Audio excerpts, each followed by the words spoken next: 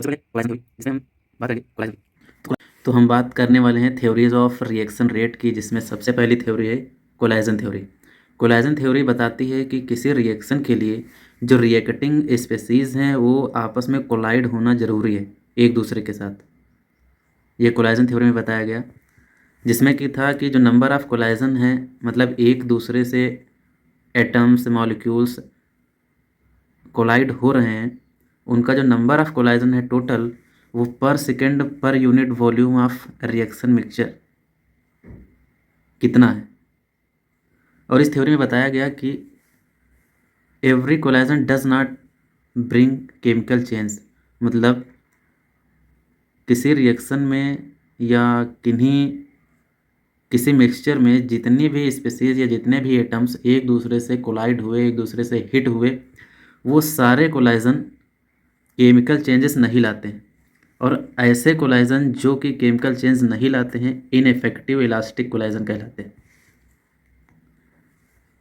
दूसरा effective collision, तो उस टोटल नंबर ऑफ कोलाइजन में जितने कोलाइजन एक्चुअली प्रोडक्ट प्रोड्यूस करते हैं उन्हें हम कहते हैं effective collision. For effective collision के लिए जो एटम्स या मॉलिक्यूल्स कोलाइड बना रहे हैं उनके लिए दो बैरियर्स को क्लियर करना ज़रूरी होता है। एक तो एनर्जी बैरियर और दूसरा ओरिएंटेशन बैरियर। मतलब कोलाइजन थ्योरी में बताया गया कि अगर कोलाइजन के बाद एक्चुअल में रिएक्शन प्रोसीड करना है तो उन मॉलिक्यूल्स के द्वारा दो बैरियर्स को क्लियर करना होगा। एक तो है एनर्जी बैरियर, दूसरा है ओरिएंटेशन बैरियर। एनर्जी बैरियर में वो मॉलिक्यूल्स जब थ्रेशोल्ड एनर्जी तक पहुँचेंगे, मतलब मिनिमम एनर्जी जो कि केमिकल चेंजेस के लिए ज़रूरी है, तब रिएक्शन आगे प्रोसीड करेगी, प्रोडक्ट बनेगा। दूसरा है ओरिएंटेशन बैरियर। ओरिएंटेशन बैरियर में बताया गया कि जो एटम्स हैं, मॉलिक्यूल्स हैं, वो कोलाइड मॉलिक्यूल जो हैं वो एक प्रॉपर ओरिएंटेशन में हो, एक प्रॉपर कंडीशन में सिचुएटेड हों, आपस में बॉन्डिंग बनाएं, तभी रिएक्शन प्रोसेस करेगी और प्रोडक्ट प्रोड्यूस होगा। और इसी प्रॉपर ओरिएंटेशन में ही पुराने बॉन्ड टूटेंगे उन मॉलिक्यूल्स के बीच, या उन मॉलिक्यूल्स के बीच में जो ओल्ड बॉन्ड बने हैं वो ब्रेक करेंगे और नए बॉन्ड बनेंगे जो प्रोडक्ट के लिए ज़रूरी हैं। जैसे NO2 के दो मॉलिक्यूल्स जब आपस में अप्रोच करेंगे तो कोलाइजन बनाएंगे, उसके बाद इनके पुराने बॉन्ड टूटेंगे और नए बॉन्ड का फॉर्मेशन होगा, तब N2O4 एक प्रोडक्ट के रूप में एक प्रॉपर ओरिएंटेशन में प्रोड्यूस होगा। तो कोलाइजन थ्योरी में अभी तक हमने समझा कि कोलाइजन क्या है, इफेक्टिव कोलाइजन, इनइफेक्टिव कोलाइजन, कौन कौन से बैरियर्स को क्लियर करना ज़रूरी है रिएक्शन अप्रोच के लिए, energy barrier, orientation barrier. Energy barrier में उसको थ्रेशोल्ड एनर्जी तक पहुंचना होगा और ओरिएंटेशन बैरियर में उसको एक प्रॉपर ओरिएंटेशन मेंटेन करना होगा रिएक्शन के लिए, प्रोडक्ट बनाने के लिए। नेक्स्ट टॉपिक आता है कॉन्सेप्ट ऑफ एक्टिवेशन एनर्जी, जिसमें कि सबसे पहले हम देखेंगे जो एक्टिवेशन एनर्जी है वो है क्या। तो एक्टिवेशन एनर्जी एक एक्सेस एनर्जी है जो कि उस रिएक्टेंट एटम या मॉलिक्यूल्स को चाहिए होगी केमिकल रिएक्शन के लिए, क्योंकि जो रिएक्टेंट है उसके पास कुछ ना कुछ एनर्जी होगी जो उस रिएक्टेंट की एनर्जी है, लेकिन रिएक्शन प्रोसीड करने के लिए हमें जो एनर्जी और चाहिए वो है एक्टिवेशन एनर्जी, जिससे कि वो थ्रेशोल्ड एनर्जी तक पहुंच जाए। तो एक्टिवेशन एनर्जी जो होगा थ्रेशोल्ड एनर्जी माइनस जो उसके रिएक्टेंट की खुद की एनर्जी है काइनेटिक एनर्जी के रूप में।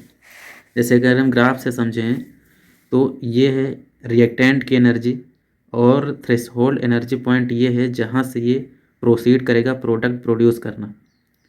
तो इस रिएक्टेंट की एनर्जी और थ्रेशोल्ड एनर्जी के बीच का जो है, जो एनर्जी हमें रिक्वायर्ड है, वो एक्टिवेशन एनर्जी होगी उस मॉलिक्यूल की।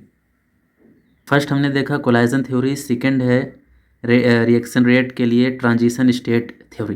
ट्रांजिशन स्टेट थ्योरी में बताया गया कि जो रेट है वो ट्रांजिशन स्टेट और कांस्टेंट के प्रोडक्ट, मतलब बेसिकली जो रेट है वो ट्रांजिशन स्टेट के डायरेक्टली प्रोपोर्शनल होगी। अगर वो रिएक्शन फॉरवर्ड रिएक्शन है और या फिर रिवर्स रिएक्शन है। माना फॉरवर्ड रिएक्शन के लिए एक्टिवेशन एनर्जी है EA फॉरवर्ड, और रिवर्स रिएक्शन के लिए EAR। तो रिएक्शन की एंथैल्पी के अकॉर्डिंग जो डेल्टा H है वो फॉरवर्ड रिएक्शन की activation energy minus reverse reaction की एक्टिवेशन एनर्जी। अब यहाँ पर दो कंडीशंस होंगी। अगर वो रिएक्शन एंडोथर्मिक है तब फॉरवर्ड रिएक्शन की एक्टिवेशन एनर्जी ज़्यादा होगी रिवर्स रिएक्शन से। वहीं अगर एक्सोथर्मिक है तो रिवर्स रिएक्शन की एक्टिवेशन एनर्जी ज़्यादा होगी फॉरवर्ड रिएक्शन से।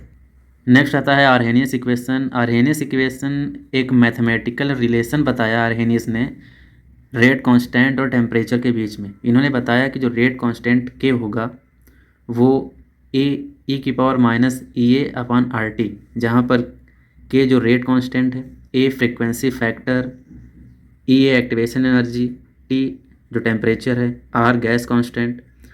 और फ्रिक्वेंसी फैक्टर एक्टिवेशन एनर्जी दोनों अगर एक साथ बात करें तो इन्हें हम आर्हेनियस पैरामीटर बोलते हैं। आर्हेनियस इक्वेशन को हम लॉग के फॉर्म में भी लिख सकते हैं। Log K is equal to log A minus EA/2.303 RT। अगर हम एक्टिवेशन एनर्जी को इंक्रीज़ कर रहे हैं तो रेट ऑफ कांस्टेंट है या जो रेट कांस्टेंट है वो कम होगा, इसके साथ साथ रेट ऑफ रिएक्शन भी कम होगा।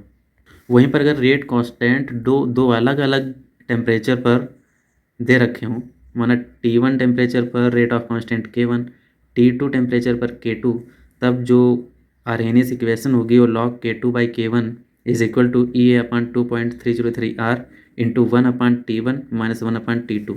यहाँ पर जो T2 होगी इसकी वैल्यू ज़्यादा होगी T1 से। और एक ग्राफ है आर्हेनियस इक्वेशन का जिसमें जो कि log K और टेम्परेचर के रेस्पेक्ट में बनाया गया है, जिसका slope minus activation energy upon 2.303R।